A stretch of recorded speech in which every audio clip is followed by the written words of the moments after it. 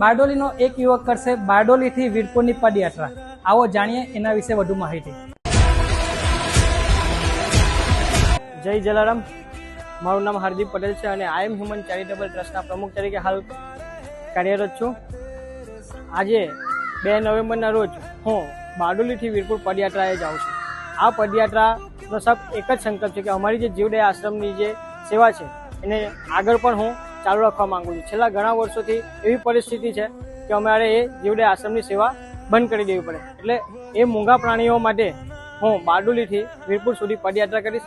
અને એ પદયાત્રાનો એક જ સંકલ્પ છે કે અમને એવા દાતા જોઈએ છે, એવા 121 દાતા જોઈએ છે જે ખાલી મંથલી અમને $31 સહાય કરે, અને ભારતમાં એવા 105 દાતાઓ જોઈએ છે જે મહિને $1000 અમને સેવા કરે। એટલે કે 121 અને 105 એટલે કે 226 એવા દાતા જોઈએ છે જે અમારી જીવદયા આશ્રમની સેવાને ચાલુ રાખવા માટે પ્રયત્ન કરે, સેવા આપે। આ 226 એટલા માટે કે બાપાનો જન્મ ઉત્સવ પણ 226મો છે, એટલે 226 દાતાઓનો સંકલ્પ લઈને હું જાઉં છું અને આપ સૌના આશીર્વાદથી આ 226 દાતાઓ મળે એવી હું આશા રાખું છું। જય જલારામ।